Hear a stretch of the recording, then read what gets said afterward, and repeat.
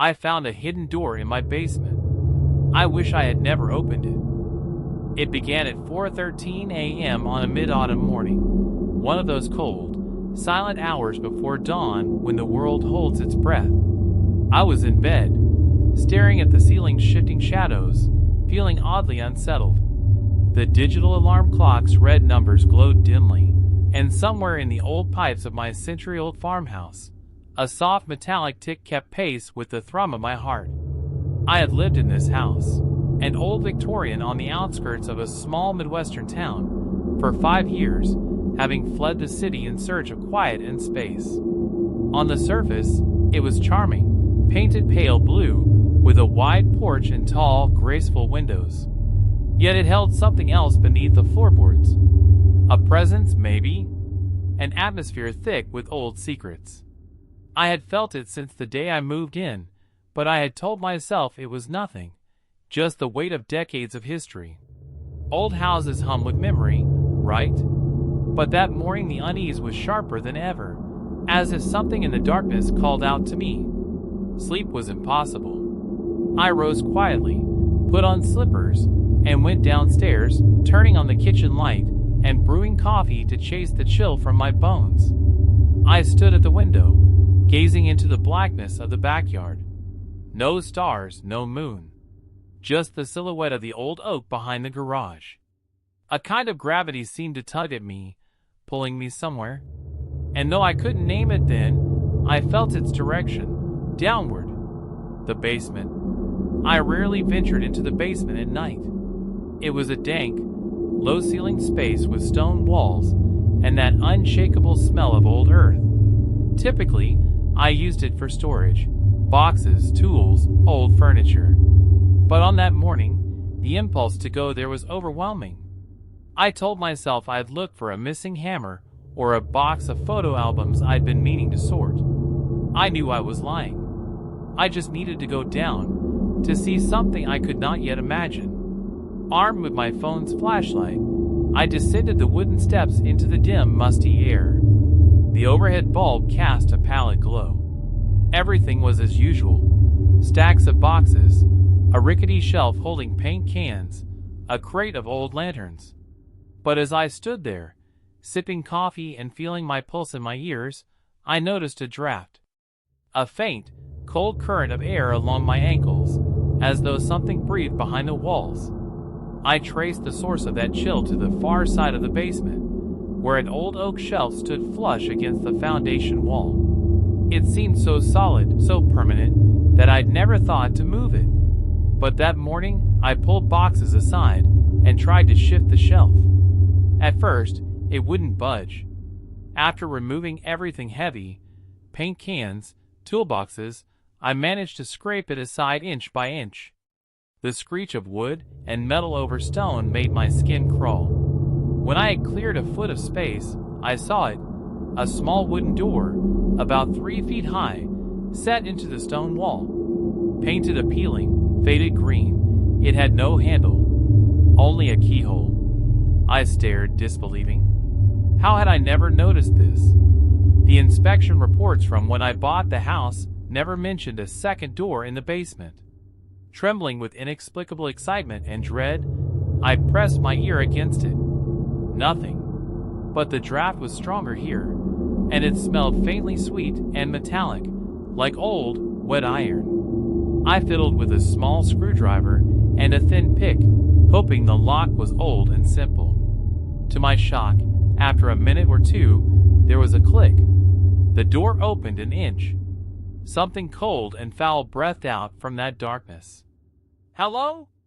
I whispered, knowing how absurd it sounded. No answer.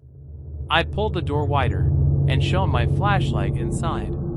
A narrow stone staircase spiraled downward, carved straight into the foundation.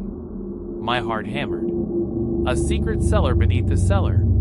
The steps were slick, the walls damp, but there was enough room for me to squeeze through if I crouched. I did so, descending into utter darkness, the smell of rot intensifying with each step. At the bottom, I emerged into a circular chamber about 15 feet across. My light revealed smooth stone walls covered in carved words. I squinted, reading the repeated phrase etched over and over. Do not look down. Some carvings were neat and careful, others frantic and jagged, all layered atop each other, as if many hands had inscribed them over time. At the center of the chamber stood a well. Its rim was formed of ancient, fitted stones worn smooth by countless touches. The silence was absolute. My flashlight flickered. I leaned over the edge, shining my beam into the darkness below. I expected to see dirt or water reflecting back, but the darkness swallowed my light. Still, there was moisture, dripping sounds, distant and hollow. A whisper rose from that pit. It was not a voice in the normal sense. It was a sigh, a plea barely audible. "Help me!" I yelped, stumbling back. My heart throbbed painfully. I stared at the well, trembling.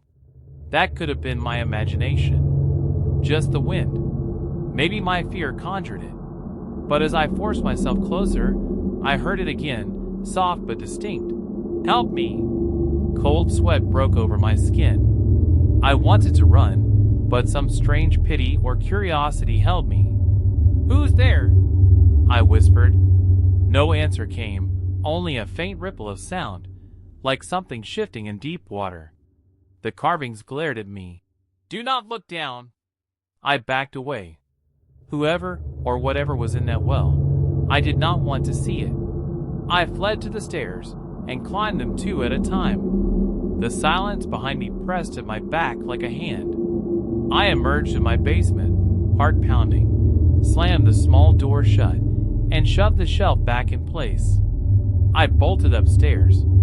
Dawn was breaking outside, birds chirping innocently, the world unchanged. But nothing would ever feel simple again. I did not sleep. Instead, I paced the living room, replaying the scene in my head. A hidden chamber under my house, a whispered plea from a dark well. It sounded like a nightmare. Could it have been a dream? The scratches on my arms from pushing the shelf said otherwise. My shaky, sweat-stained clothes confirmed it was real. Rationality told me to call the police. But what would I say? That there was a secret room and I heard a voice? They'd think I was unhinged. Maybe I was. Or maybe it was just some old cistern. People used to store all kinds of things underground. Still, the carvings, that voice. How did a human voice end up in a hidden chamber that no one knew about? To distract myself, I drove into town. Greenwood is small, a main street with old storefronts, a diner, a pharmacy, a few antique shops. I grabbed a coffee at the diner. The waitress, Judy, noticed I looked pale and asked if I was feeling okay. I made excuses about a sleepless night. Outside, the world was reassuringly normal. Shops opened, people greeted each other. Nobody knew I'd found a secret door. I drifted into an antique shop run by an older man named Hendricks. He was a local history buff. I asked if he knew anything about my house's history. He flipped through a ledger of notes and old maps. "Your place was built over older foundations," he said. "Word is the Whitaker family, who built it, sealed something up in the cellar long ago. A well, I believe, or a root cellar. Rumors abound, strange noises, missing people, but that's old folklore." He smiled, amused. "This town is full of ghost stories." I laughed nervously. "Nothing too strange, I hope." His eyes twinkled. "Just stories. Pay them no mind." I thanked him and left, heart heavier. Rumors and folklore. Wells sealed long ago. Missing people. It matched too well with what I'd seen. That night, I hovered outside the basement door. Part of me wanted to open it again, to confirm I wasn't crazy. Another part wanted to seal it forever. Eventually, I unlocked it and flicked on the light. The shelf stood against the wall, everything normal. Yet, I caught a faint draft again. I did not move the shelf. I left it as it was and locked the door behind me, as though that could protect me from what lay beneath. Around midnight, as I lay in bed, I heard scraping sounds below my floorboards. Soft, irregular taps and a distant whisper. I pressed my face into the pillow, heart in my throat. I swore I heard that voice again. "Help me!"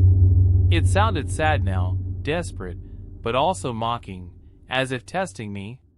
The next morning, I discovered muddy footprints in the hallway. Small, bare footprints, leading from the basement door to my bedroom and back. I could find no source. The basement door was still locked. Terrified, I scrubbed the floors clean and tried to believe I had tracked in mud myself. But I knew better. I needed a witness, someone I could trust. I called my old friend Ethan, who sometimes passed through town on business. He arrived that afternoon with a six-pack and a raised eyebrow. "You sound rattled," he said. "What's wrong?" I told him everything, though I left out how terrified I truly was. He was skeptical but curious. "Show me," he said. We went down into the basement. I moved the shelf to expose the small door. Ethan whistled. "That's definitely a hidden door. You sure you never noticed it before?" "I'm sure." I picked the lock again, and we descended. My heart hammered. This time, Ethan's presence steadied me. At the bottom of the steps, the same round chamber awaited, the same warning on the walls. The well stood silent and ancient in the lantern light. I had brought a lantern this time for better illumination. Ethan murmured a curse under his breath. "Dude, this is insane. How is this under your house?" We approached the well's edge. I held Ethan's arm. "Be careful," I said. "I heard something in here." As if on cue, the water far below rippled. A voice, faint and echoing, rose. "Help me!" Ethan jumped back, wide-eyed. "Holy, did you hear that?" I nodded. Relief and dread mingled. I wasn't imagining it. We didn't linger. We backed away and hurried up the stairs. Upstairs, Ethan paced the kitchen, running his hand through his hair. "We need to call the police. If someone's down there." We did. 2 officers came, eyeing us skeptically. I showed them the door. They went down, flashlights in hand, while we waited at the top. After a few minutes, they called up, "There's nothing here. Just a shallow space of dirt and stones. No chamber, no well." Ethan and I stared at each other, horrified. We both descended again. The chamber was gone. In its place was a dead end of packed earth. I swear my stomach dropped to my knees. We pleaded with the officers, but they gave us looks of pity or suspicion. After they left, Ethan looked ill. "We saw it. It was there." I nodded, speechless. It was as if the house itself changed reality when outsiders came to investigate. The well existed sometimes, for some people, and vanished when others tried to see it. Ethan made an excuse about work and left soon after. He was too unsettled to stay. In the days that followed, strange events escalated. At night, I heard tapping, whispering, laughter that echoed through the pipes. The smell of rot and iron spread through the house. Doors opened on their own. Light bulbs flickered. Outside, the sky seemed perpetually overcast. On one attempt to flee, I got in my car and drove to the next town, only to find the roads looping back to my own street, landmarks twisting in impossible ways. Panicked, I returned home, heart pounding, feeling trapped in some malignant dream. I visited the Historical Society again, hoping to find Linda, the archivist who had helped me once before. The building was locked, empty. The shops in town looked deserted. I banged on doors, got no answer. As if the entire town withdrew into silence. I felt utterly alone, sealed in a bubble of strangeness. Back in my house, mud and mold spread in dark patches along the hallway. Words appeared in smeared footprints. "Look down!" Each time I blinked, the words faded, leaving only a damp, rotting stain. Desperate, I searched the internet for folklore about wells hidden under houses and voices calling from below. I found vague references to old European legends, creatures trapped underground, water spirits that mimic human voices to lure victims into darkness. Some tales warn never to peer into strange wells, lest you form a bond with what's inside. The phrase, "do not look down," came up in a few obscure forums, associated with superstitions from old mining towns. Supposedly, once you look down at the creature trapped below, it can see you too, follow you, feed on your fear. One anecdote described a ritual to sever this bond, casting something precious, tied to one's life, into the well, and sealing it with salt and iron. Without physical proof, I could only hope old folklore might hold a clue. I needed to break this connection, free myself, and banish whatever lurked beneath my home. I decided to return to the chamber and face the creature. I prepared as if for battle. I took a length of rope, a crowbar, a lantern, salt, and a rusty iron grate I'd found in the garage. Lastly, I took my grandmother's locket, the only precious heirloom I owned, something that reminded me of safety and love. If I had to sacrifice it, I would. The house seemed to watch me as I descended, lantern in hand. The basement was silent but charged with tension. I moved the shelf, unlocked the small door, and went down the stone steps. This time, I did not hesitate. I believed the chamber would be there because I had come alone and ready. Sure enough, the dirt wall was gone, replaced once more by the circular room and the ancient well. The carvings on the walls seemed to shift in the lantern light. I approached the well's rim and spoke aloud, voice trembling. "I know you're here. Show yourself." The water rippled. Something rose from the darkness, pale, smooth skin, a bald head, and eyes too large and black, reflective like deep water. The mouth opened, revealing rows of tiny needle-like teeth. I gagged. The creature grinned, lips stretched impossibly wide. When it spoke, its voice layered over itself, as if many whispers combined. "You look down. Now I see you. Help me be free." My knees shook. I forced words out. "What are you?" "Old. Hungry," it whispered. "Bound by stone and darkness. I need you to free me."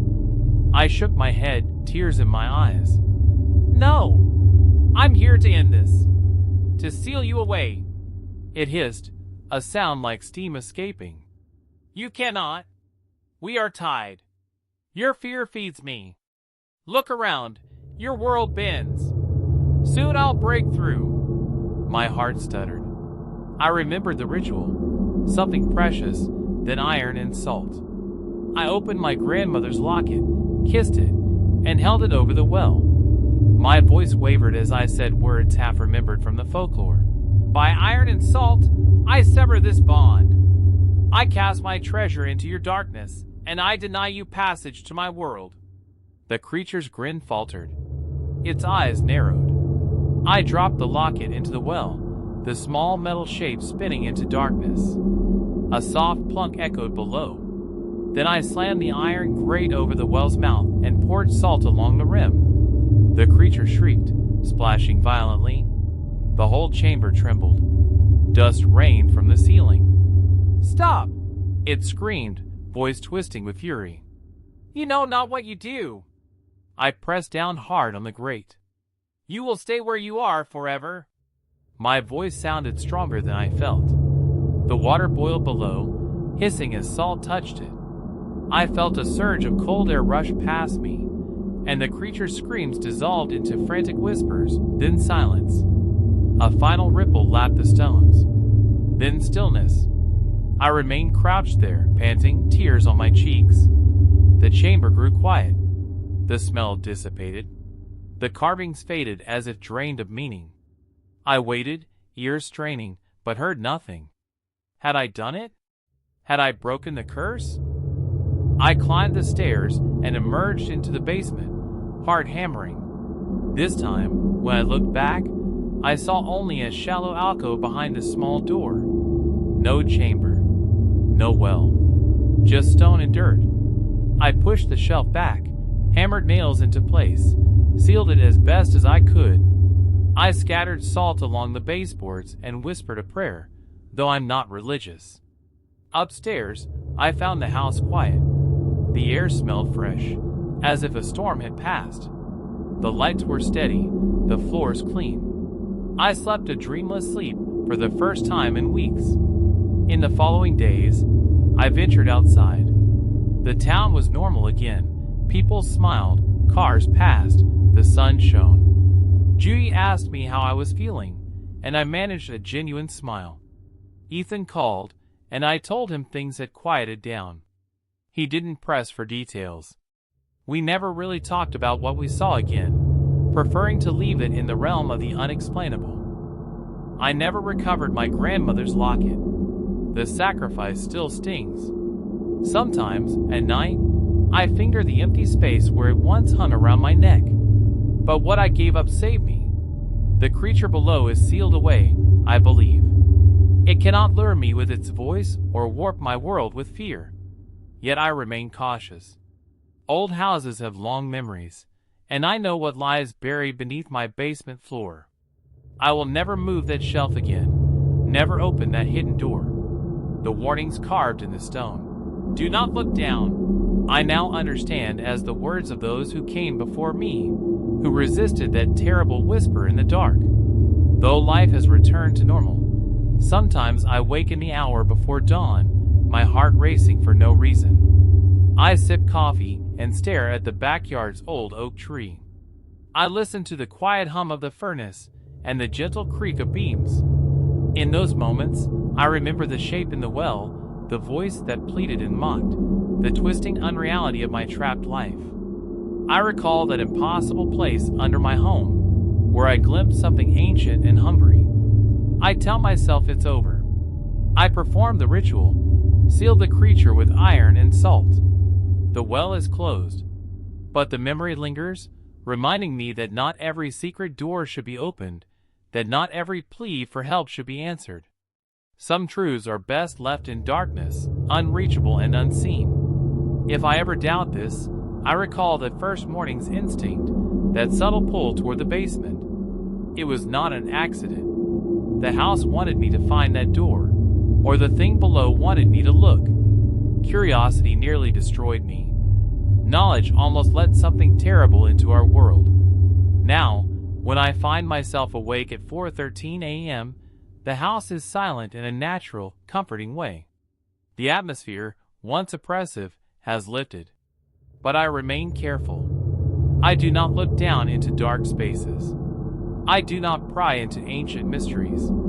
I hold my silence, my caution, as my new heirloom. And if I ever hear a whisper in the pipes, I pretend I do not. I let the darkness remain sealed, forever beyond my sight. Subscribe to my YouTube channel. Don't forget to like and click the bell.